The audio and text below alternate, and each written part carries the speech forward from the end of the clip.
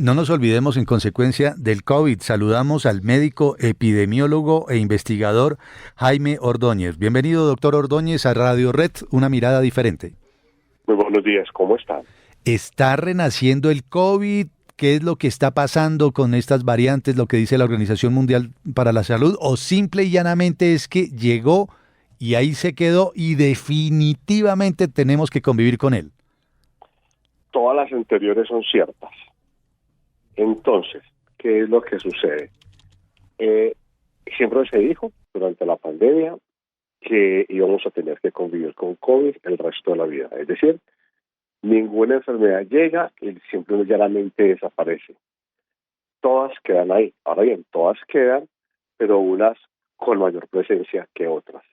Dado la capacidad que tiene el COVID de infectar, esta va a tener más presencia que muchas otras pandemias que llegaron y no es que hayan desaparecido, sino que no van tan duro como antes. Entonces, siempre va a estar ahí.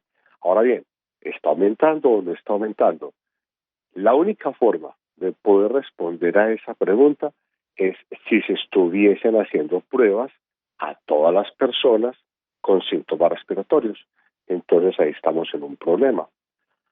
Porque una cosa es que se identifique un caso de una variante de interés, uno. Otra cosa es cuántos realmente hay, a cuántas personas con síntomas respiratorios se les están haciendo pruebas y de todas las que son positivas, a cuántos se les está haciendo secuenciación genética. Desafortunadamente, ahí es donde sí hemos bajado muchísimo la guardia en hacer pruebas, entonces no tenemos una respuesta adecuada a esa pregunta. Suponemos que podría estar aumentando porque llega el invierno y aumentan las enfermedades respiratorias, pero no sabemos qué tanto. Doctor, muchas personas nos preguntan, algunos oyentes, cuando hablamos del tema del COVID-19, si habría que ponerse un refuerzo de la vacuna, porque el Ministerio de Salud dice que todavía hay vacunas contra el COVID-19 en el país. Y las personas preguntan si finalmente esos refuerzos sirven o no, o tendrían que cambiar la vacuna, digamos, un poco encaminada a estas nuevas variantes. Entonces, vamos a hablar de vacunas en general. Hagamos de cuenta que no estamos hablando de COVID. Piense, por ejemplo, en la vacuna de la influenza. Fíjese que cada año tenemos que ajustar o cambiar la vacuna de la influenza, dependiendo de las variantes que estén circulando. Es decir, no hay nada más ineficaz que hacer bien lo que no hay que hacer. Entonces, si aplicásemos la misma vacuna contra la influenza año tras año, pues seríamos muy ineficientes, porque haríamos un gran esfuerzo aplicando una vacuna para variantes que no están circulando. De nada me sirve a mí tener una vacuna eficaz si la variante contra la que se diseñó no está circulando. Las vacunas que tenemos disponibles en Colombia son contra la variante original que no está circulando. Las vacunas bivalentes aún no han llegado y esa es la que se debería estar aplicando. Ya en este momento se está hablando de una nueva vacuna para actualizarla para estas variantes de interés que ustedes mencionaron al principio. Entonces, siempre deberíamos tener la vacuna más actualizada posible, pero desafortunadamente aún no hemos tenido acceso a ella en Colombia.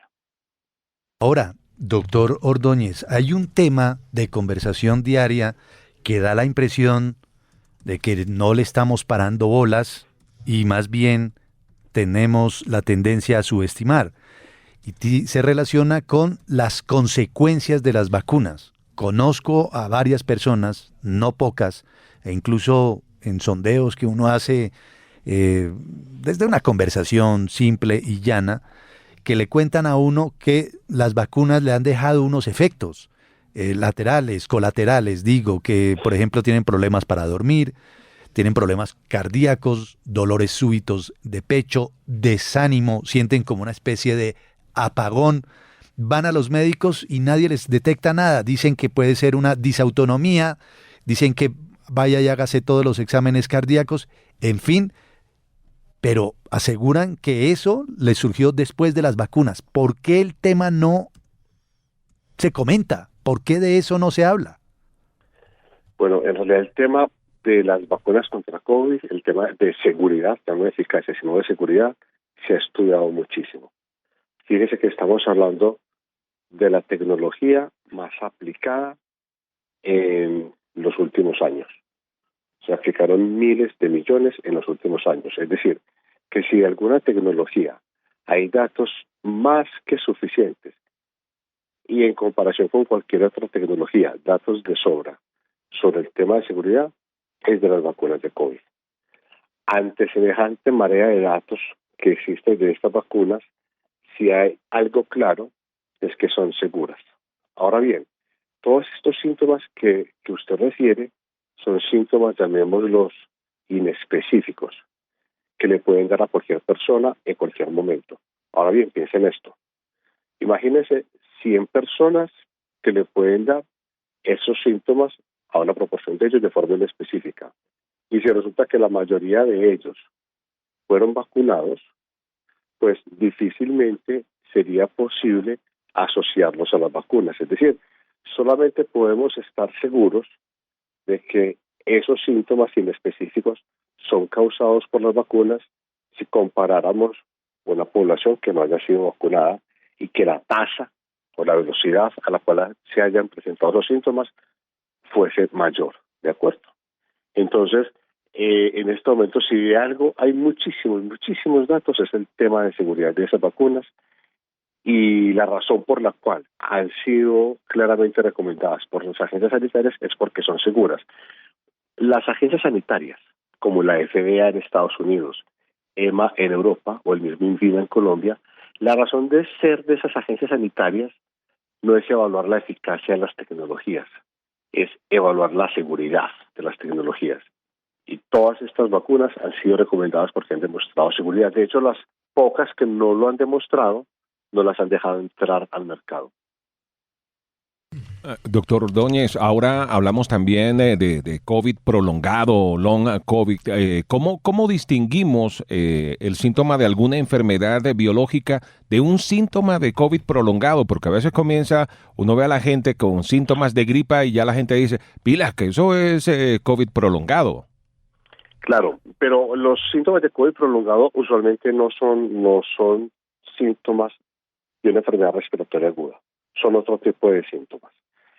Esto no es nada nuevo, es decir, el hecho de que haya otras enfermedades, incluyendo enfermedades cardíacas, causadas por una infección respiratoria, no es nada nuevo. Esto ya lo sabíamos desde hace por lo menos 10 años, que enfermedades como el neumococo, infecciones como el neumococo, que pueden generar eventos adversos cardiovasculares mayores. Entonces, en ese orden de ideas, hay una serie de síntomas que deja la infección por COVID, no a todo el mundo. Se calcula que puede fluctuar entre el 15 al 20% de las personas, que de todos modos, si consideramos el volumen de personas infectadas, sí es mucha gente. Entonces, son una serie de síntomas inespecíficos, pero ya causados no por la vacuna, sino por la enfermedad propiamente dicha, porque la enfermedad genera una respuesta inmunitaria muy fuerte y es ese exceso de respuesta, por decirlo de alguna forma, lo que genera estos síntomas que son de todo tipo. Son el insomnio, son eventos cardiovasculares, es decir, puede haber aumento de las frecuencias cardíacas, puede haber sensación de opresión en el pecho, fatiga. Los síntomas que más se observan son fatiga, obnubilación, es decir, como cansado toda hora, pero como con la mente embombada, que no logra concentrarse. Esos síntomas son específicos, desafortunadamente, aún no hay una manera específica de tratarlos. Entonces, dependiendo del tipo de síntomas, se están manejando de forma sintomática hasta poder entender en realidad cómo se podrían manejar estos síntomas, pero es un problema de salud pública realmente importante, el COVID largo. Y hay síntomas que se mantienen en el tiempo. Algunos son autolimitados, pueden desaparecer a los 3, a los 6 meses, pero hay personas que ya llevan varios años con COVID largo.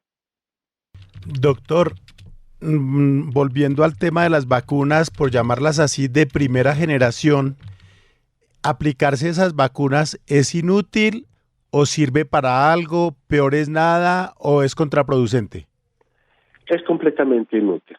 No va a ser contraproducente tampoco, pero al ser completamente inútil es ineficiente, porque entonces estaríamos haciendo un esfuerzo aplicando una tecnología que fue diseñada para una variante que no está circulando. Esa variante ya no está circulando. No existe el concepto de inmunidad cruzada. En la mayoría de las vacunas, que eso no existe. Que si me aplico contra esta variante, entonces me va a servir contra otra variante. No, eso no existe.